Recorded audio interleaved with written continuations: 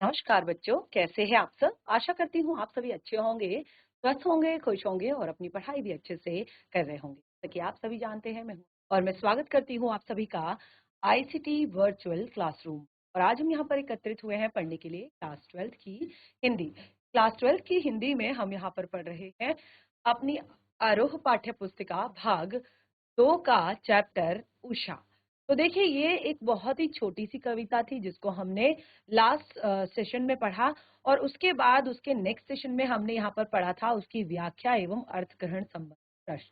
क्योंकि देखिए class 12th है हमारी, बोर्ड एग्जाम्स हैं, तो हमें कहीं पर भी कोई कसर जो है नहीं छोड़नी चाहिए, यानी कि हमें हर एक चीज़ क्लियर करके चलना चाहिए, यानी कि अपना जो बेस है वो सारी चीज़ें हमारी क्लियर होनी चाहिए। उसके बाद फिर हमारे एग्जाम में कहीं से भी कोई भी प्रश्न आता है, किसी भी काव्यांश से रिलेटेड कोई भी प्रश्न आता है, किसी भी तरह का प्रश्न आता है, ताकि हम उसको आसानी से कर पाएँ।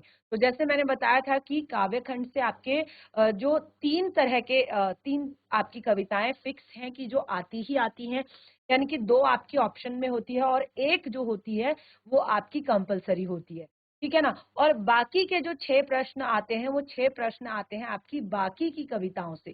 ठीक है? तो उसमें आपकी कोई भी चैप्टर हो सकते हैं और मैंने आप देखेंगे लास्ट 5 ईयर के सैंपल पेपर जैसे मैं पहले भी बता चुकी हूँ कि आपको हर चैप्टर से वहाँ एक ना एक प्रश्न ज़रूर मिलेगा, जितने भी आपके यहाँ पर चैप्टर्स हैं, जितने भी आपके यहाँ पर पाठ हैं। तो जैसे हमने यहाँ पर कविता जो है पढ़ी उषा, तो उसमें हमने यहाँ पे सबसे पहले जो कविता को पढ़ा, उसके भाव को जाना, उसके बाद उसकी व्याख्या एवं अर्थग्रहण संबंधी प्रश्नों को डिस्कस किया। और आज जो हम करने जा रहे हैं वो हम करेंगे यहाँ पर उसके काव्य बोध संबंधित, यानी कि जो काव्यगत जो विशेषताएं हैं उसमें उस क्योंकि आप देखेंगे एक तो इस तरह का प्रश्न आता है कि आप उसकी व्याख्या कीजिए, ठीक है ना? और एक प्रश्न आता है आपका, एक प्रश्न जो आता है आपका, तो देखिए एक प्रश्न जो आता है हमारा वो आता है काव्य सौंदर्य बोध संबंधित जो प्रश्न होते हैं उनसे। तो यहाँ पर इस तरह के जो प्रश्न होते हैं इसमें आपको क्या करना होता है कि काव्यांश के काव्य सौंदर्य को बताना होता है। अब देखिए मैंने काव्य सौंदर्य के लिए आपको जब भी मैंने जो जो काव्यांश आपको पढ़ाए थे उनके साथ मैंने उनके काव्य सौंदर्य को बताया था, यानी कि उनमें विशेष क्या है, जो हम विशेष बताते हैं ना अलग से कि इसमें क्या विशेष है, इसमें काव्य सौंदर्य क्या है इसका, तो वही चीजें आपने यहाँ पर लिखनी है केवल और केवल, यानी कि यहाँ पर ना ही कोई आपने प्रसंग लिखना है, ना ही आपने कोई व्याख्या करनी है, ना ही आपने कोई भावार्थ लिखना है। यहाँ पर आपने केवल काव्य सौंदर्य बताना है, यानी कि क्या विशेष है आपकी कविता में, क्या विशेष यहाँ पर लेखक द्वारा कवि द्वारा बताया गया है। चलिए सेम प्रश्न इसी तरह का आता है कि निम्नलिखित काव्यांश को पढ़कर पूछे गए प्रश्नों के उत्तर दीजिए। और देखिए ये आपका यहाँ पर जो ये प्रश्न है आप देख सकते हैं, ये सीबीएसई सैंपल पेपर 2015 का ये आपका प्रश्न है। और केवल सीबीएसई ही नहीं, हमारे उत्तराखंड बोर्ड में भी ये आपका आता है। तो इसको एक बार पढ़ लेते हैं। प्रातः नभ था बहुत नीला, शंख जैसे भोर का नभ। प्रातः नभ था बहुत नीला, शंख जैसे भोर का नभ, राख से लिपा हुआ चौका। अब यहाँ पर आप ध्यान दीजिएगा कि कहा राख से लिपा हुआ चौका, और उसके बाद आप देखेंगे ब्रैकेट लगाकर उसको एक्सप्लेन किया है कि अभी गीला पड़ा है। राख से लिपा हुआ चौका और फिर उसको ब्रैकेट लगाकर एक्सप्लेन किया है, कहा है जो अभी गीला पड़ा है। बहुत काली सिल, बहुत काली सिल जरा सी लाल केसर से। बहुत काली सिल जरा सी लाल केसर से, जैसे घुल गई हो स्लेट पर, या लाल खड़िया चौक मल दी गई हो किसी नील जल में, या किसी की गौर झिलमिल देह। अब यहाँ पर क्योंकि आपकी कविता बहुत छोटी सी है तो पूरा का पूरा काव्यांश यहाँ पर दे दिया गया है, जितनी भी कविता है वो पूरी की पूरी यहाँ पर दे दी गई है और उसी का आपने पूरा बताना है। यानी कि अगर आपके एग्जाम में आता भी है तो ये पूरा का पूरा काव्यांश ही आएगा, इतना ही एग्जाम में आता है ना? लगभग 8 से 10 लाइनें या कभी 6 लाइनें भी आती हैं, कभी 4 लाइनें भी आती हैं, कभी 5 भी आती हैं।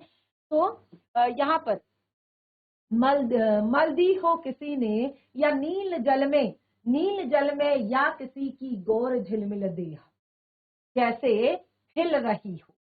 इतना कहा, यानी कि पहले वो उषा काल का सौंदर्य बताया, पूरा का पूरा जो सौंदर्य, जैसे मैंने कहा सुबह 5 बजे से लेकर 6 बजे तक का जो पल पल परिवर्तन आते रहते हैं, जो पल पल चेंजेस आते रहते हैं हमारे वातावरण में, कैसे कैसे सूर्य उदय होता है, कैसे भोर का सवेरा होता है, किस तरह से वो भोर का सवेरा उस टाइम पे जो आसमान होता है वो बिल्कुल शंख के जैसा नीला होता है। अब यहाँ पे शंख की ही क्यों उपाधि दी, क्यों शंख की ही क्यों उपमा दी, शंख की ही, ठीक क्यों दी, क्योंकि शंख को पवित्र माना गया है, ठीक है ना। यहाँ पर मैंने क्या बताया कि जो भोर की बेला होती है उसको बहुत ज्यादा पवित्र माना जाता है। कहते हैं कि भोर में हमें, बिल्कुल भोर बेला में हमें उठ जाना चाहिए, हमें उस टाइम पे सोते नहीं रहना चाहिए, हमें नहा धोकर भगवान का भजन करना चाहिए।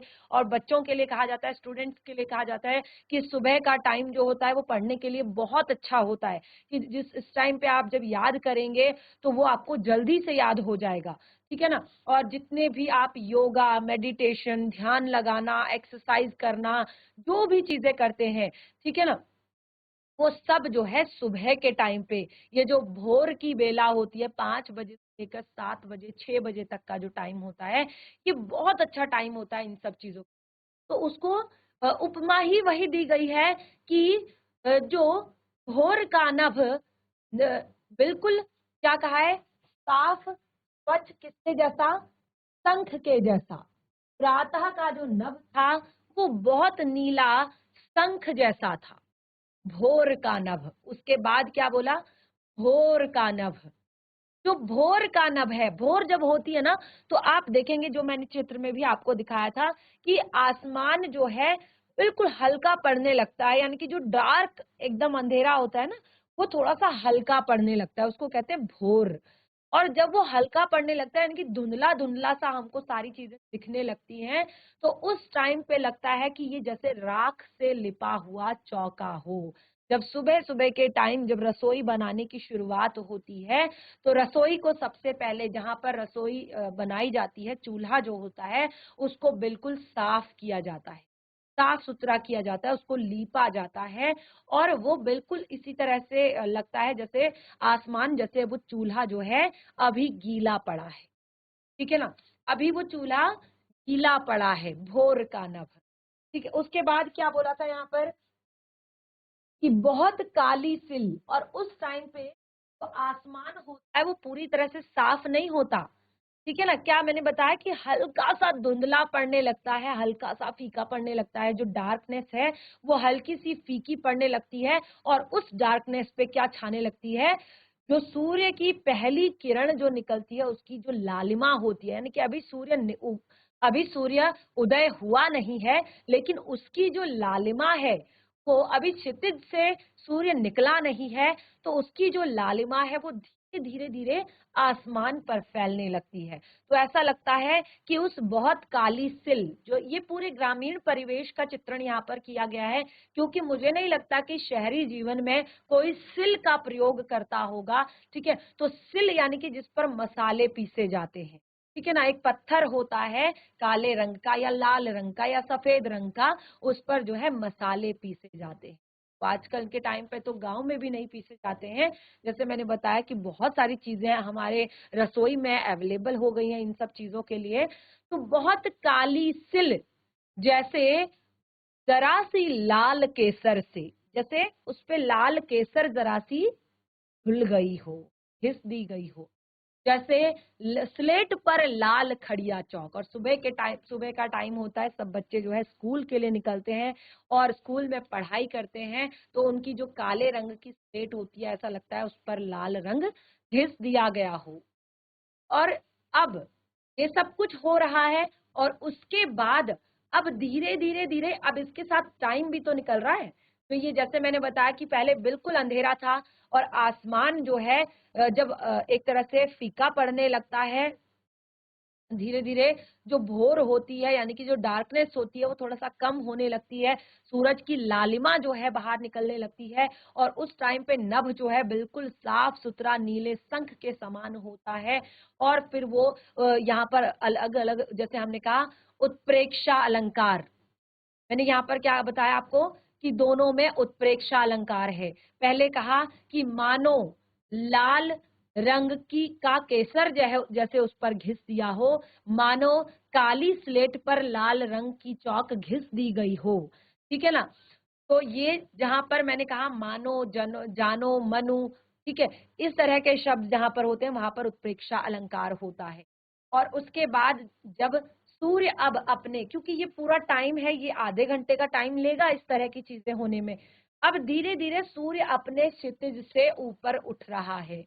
अब क्या हो रहा है, उसकी जो किरणें हैं वो इस तरह से चमकने लगी है, वातावरण में नमी है और जल के कण हैं, वाष्प के कण हैं और वायु है, तो उसकी जो किरणें हैं वो कैसे झिलमिलाती हुई हमें दिखाई दे रही हैं।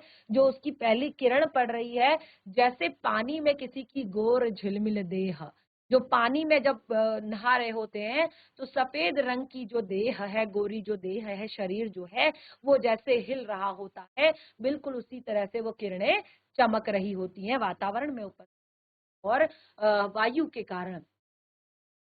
तो अब कहा कि जादू टूटता है, ये प्रोसेस पूरा एक अलग प्रोसेस है, ये एक बहुत ही सुंदर जादू है। ये ऐसा लगेगा कि कोई यहाँ पर ये बैठकर ये सारा मैजिक हमें दिखा रहा है कि कैसे कैसे कैसे कैसे ये समय चेंज हो रहा है, कैसे कैसे भोर की बेला आई, कैसे कैसे उषा काल आया और कैसे कैसे अब ये जादू धीरे धीरे टूट रहा है। और जादू टूटता है इस उषा का अब जो है 6 बज गए हैं, सूर्योदय होने वाला है। अब सूर्य अपनी क्षितिज से ऊपर उठ चुका है और जैसे जैसे सूर्य अपने क्षितिज से ऊपर उठेगा, उसकी किरणें चारों तरफ फैल जाएंगी और चारों तरफ जो है रोशनी छा जाएगी, चारों तरफ उजाला हो जाएगा और ये जो भोर की बेला का जादू है, ये धीरे धीरे का समाप्त हो जाएगा, खत्म हो जाएगा, क्योंकि अब सूर्योदय हो चुका, सूर्य ने अपनी जो रोशनी है वो चारों तरफ बिखेर दी है।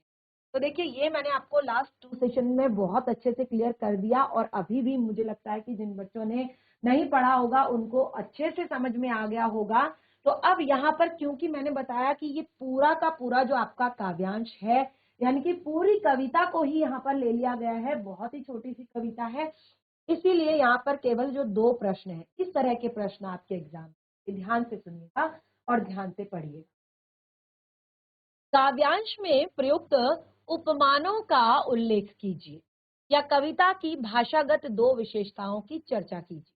और इसी में अथवा में दिया गया है, यानी कि ऑप्शन में दिया गया है, किन उपमानों से पता चलता है कि गांव की सुबह का वर्णन, कौन से उपमान ऐसे हैं जिससे हमें पता चलता है कि ये गांव की सुबह है। ठीक है, उसके बाद 1, 2, 3, 3 प्रश्न, तीसरा प्रश्न है भाव स्पष्ट कीजिए। आपको एक छोटा सा काव्यांश दे दिया जाएगा और उसमें कहा जाएगा, कुछ पंक्तियां दे दी जाएंगी और कहा जाएगा कि भाव स्पष्ट कीजिए। तो सबसे पहला हम लेंगे यहाँ पर अपना पहला प्रश्न, काव्यांश में प्रयुक्त उपमानों का उल्लेख कीजिए। काव्यांश में कौन कौन से उपमान प्रस्तुत किए गए हैं, कौन कौन से उपमान प्रयुक्त किए गए हैं, प्रयोग में लाए गए। तो देखिए, सबसे पहले क्या कहा, भोर का नभ कैसा है, शंख जैसा। तो ये सुबह के आकाश के लिए कहा है कि भोर का जो नभ है वो नीले शंख के समान स्वच्छ है, साफ है और बिल्कुल साफ सुथरा है। राख से लिपा हुआ चौका, जो भोर का नभ है उसके लिए क्या कहा है, तो राख से लिपा हुआ चौका होता है। ये तो सुबह के आसमान के लिए कहा है, जो सुबह के समय आसमान जब सूर्योदय हो जाता है तो उस टाइम पे जो भोर का नभ होता है, सुबह के समय का 6 बजे आप देखेंगे कि जब सूर्योदय होने वाला है उस टाइम पे आप आकाश में देखेंगे बिल्कुल साफ सुथरा नीला आकाश। उसके बाद काली सिल, देखिए एक ही आसमान के लिए जैसे मैंने कहा ना कि वो पल पल परिवर्तित हो रहा है, कुछ क्षण क्षण परिवर्तित हो रहा है, उसमें सेकंड सेकंड में परिवर्तन आ रहा है, तो उसी के लिए यहाँ पर अलग अलग अलग अलग उपमान दिए गए हैं। तो जैसे यहाँ पर पहला क्या कहा, शंख जैसा नीला, ठीक है। फिर कहा राख से लिपा हुआ चौका, फिर कहा काली सिल जिस पर लाल केसर मल दी गई हो, स्लेट पर लाल खड़िया चौक घिस दी गई हो, स्लेट पर लाल खड़िया चौक, तो ये सब अंधेरे से युक्त आसमान के लिए काला सिल कहा है। घोर से नमी युक्त वातावरण में उगते सिल को उगते सूरज को सूरज की लाली को लाल खड़िया चौक कहा है, ठीक है। उसके बाद नीले जल में झिलमिलाती गोरी देह, एक उपमान दिया है, नीले जल में झिलमिलाती गोरी देह, तो इसको नीले आकाश में आते हुए, जैसे नीले नीले आकाश में सूरज की किरणें जब आती हैं तो वो बिल्कुल हमें झिलमिलाती हुई चमकती हुई प्रतीत होती है, तो उसको नीले आकाश में आते हुए सूरज को कहा है। तो यहाँ पर एक छोटी सी कविता में 5 उपमान आपको दिए गए। तो ये बहुत ही ज्यादा इजी है, जिन बच्चों को अच्छे से कविता समझ में आ गई होगी वो इस प्रश्न को आसानी से हल कर सकते। अगला प्रश्न है, कविता की भाषागत 2 विशेषताओं पर चर्चा कीजिए। केवल 2 विशेषताएं बतानी है, तो पहली विशेषता तो आपने यहाँ पर ऊपर में पढ़ ली। कविता में बहुत सारे नए उपमा का प्रयोग किया है, जैसे उसको कह दिया काली सिल, जैसे उसको कह दिया काली स्लेट, जैसे उसको कह दिया झिलमिलाती देह, ठीक है। तो इस तरह से बहुत सारे नए उपमानों का प्रयोग किया गया है और ग्रामीण परिवेश का सहज चित्रण जो है, सहज शब्दों में चित्रण किया गया है ना। केवल 2 विशेषताएं लिखनी है, तो पहले तो हम बता देंगे कि इसमें ढेर सारे उपमानों का प्रयोग किया गया है, नए नए उपमानों का प्रयोग किया गया है। केवल भाषागत विशेषता बतानी, तो पूरी की पूरी कविता में तो उपमान ही है, तो नए नए उपमानों का प्रयोग किया है। और ग्रामीण परिवेश में जो सहज शब्दों का तो ग्रामीण परिवेश का बिल्कुल सहज एवं सरल शब्दों में चित्रण किया है ना। उसके बाद जो अगला प्रश्न था इसी के ऑप्शन में जो दिया गया था वो था हमारा कि किन उपमानों से पता चलता है कि गांव की सुबह का वर्णन किया गया है। तो यहाँ पर गांव की सुबह का वर्णन हमें इनसे पता चलता है कि पहले कहा राख से लिपा हुआ चौका, तो राख से चौके को कहाँ पर लिपते हैं, गांव में लिपते हैं, राख से लिपा हुआ चौका। और बहुत काली सिल, जैसे मैंने कहा सिल का प्रयोग हम ज्यादातर कहाँ पर करते हैं, गांव में करते हैं, ठीक है ना। तो इस तरह से ये 2 उपमान जो है ये गांव की सुबह का वर्णन यहाँ पर बताते हैं। उसके बाद आता है हमारा अगला है काव्यांश में भाव सौंदर्य स्पष्ट कीजिए। किसका भाव सौंदर्य बताना है, नील जल में या किसी की गोर झिलमिल देह जैसे हिल रही हो, ठीक है। तो इसमें भाव सौंदर्य क्या है, कवि कहना चाहते हैं कि सुबह सूर्योदय से पहले नीले आकाश में नमी होती है, स्वच्छ वातावरण के कारण अत्यंत सुंदर दिखाई दे रहा है और ऐसा लगता है जैसे नीले देह झिलमिला रही। अब देखिए यहाँ पर जो मैंने आपको बताया था कि कोष्ठक वाला प्रश्न, क्योंकि यदि कविता में कोष्ठक है तो कोष्ठक वाला प्रश्न आपका जरूर आएगा। तो यहाँ पर कोष्ठक वाला प्रश्न आपका आ चुका है, कोष्ठकों के उपयोग से कविता में क्या विशेषता आ गई है। जैसे यहाँ पर कहा है ना कि राख से लिपा हुआ चौका, और फिर उसको ब्रैकेट बंद करके कहा अभी गीला पड़ा है। तो जहां पर कोष्ठक होंगे, क्योंकि कविता में यही तो विशेषताएं होती हैं, तो जहां पर कोष्ठक है वहां पर उससे रिलेटेड प्रश्न जरूर आ सकता है कि कोष्ठक के प्रयोग से कविता में क्या विशेषता आई। तो कोष्ठक का प्रयोग कवि ने यहाँ पर किया है और इससे वो हमें अतिरिक्त जानकारी प्रदान कर रहे हैं, एक्स्ट्रा। जैसे उन्होंने कहा राख से लिपा हुआ चौका, अगर वो इतना कह देते तो भी हम समझ जाते, लेकिन उन्होंने उसको क्लियर करके कहा है कि जो अभी गीला पड़ा है, यानी कि उसमें अभी वातावरण में क्या है, अभी नमी है, अभी वातावरण शुष्क नहीं है। क्योंकि जब सूरज निकलेगा, दिन होगी, दोपहर होगी, धूप निकलेगी तो ही वातावरण शुष्क होगा। अभी तो चारों तरफ ओस की बूंदें फैली हुई है, वातावरण में नमी, इसीलिए उसको क्या कहा है कि जो अभी गीला पड़ा है, राख से लिपा हुआ चौका जो अभी गीला, यानी कि जानकारी, अतिरिक्त जानकारी प्रदान करने के लिए, जैसे कविता में कोष्ठक में दी अभी गीला पड़ा है से आसमान की नमी एवं ताप प्राप्त। अगला है काव्यांश में आए किन्हीं दो अलंकारों का नामोल्लेख कीजिए। तो जैसे मैंने यहाँ पर बताया कि दो अलंकार भर भर के यहाँ पर है। पहला है आपका उपमा अलंकार और दूसरा है आपका उत्प्रेक्षा अलंकार। उपमा दी गई है पहले तो किससे दी गई है, नीले शंख से उपमा दी गई है, और उसके बाद काली सिल और जो आपका काली स्लेट, इससे क्या दिया गया है, उत्प्रेक्षा अलंकार। तो दो अलंकार है यहाँ पर। और इस काव्यांश अगला उपयुक्त कविता में आए किसी से आप अधिक प्रभावित हुए हैं या आपके लेकिन आप यहाँ पर मैं आपको बता दूं कि इस काव्यांश में जो नीले जल में गोरी देह के झिलमिलाने के हम अधिक है, क्योंकि सुबह का आकाश बिल्कुल स्वच्छ होता है, निर्मल साफ सुथरा है, और नमी के कारण वातावरण में जो नमी होती है, हवा होती है, उसके कारण जो सूर्य की किरणें हैं कि प्रतीत होती है। श्वेत सूर्य का बिंब आकाश में सुंदर प्रतीत होता है ना। तो इस तरह से यहाँ पर ये पूरा का पूरा जो काव्य बोध संबंधित, काव्य सौंदर्य बोध संबंधित थे वो हमारे क्लियर हो चुके हैं। अब हमने यहाँ पर पाठ्य पुस्तक से तो जैसे मैंने बताया कि ये भी आपके लिए बहुत ज्यादा जरूरी है, क्योंकि आपके ये कहीं पर भी किसी भी जगह पर आपका प्रश्न आ सकता है चैप्टर से रिलेटेड। तो देखिए कविता से जुड़े हुए प्रश्न है। कविता के किन किन उपमानों को देखकर यह कहा जा सकता है कि उषा कविता गांव की सुबह का गतिशील चित्र है।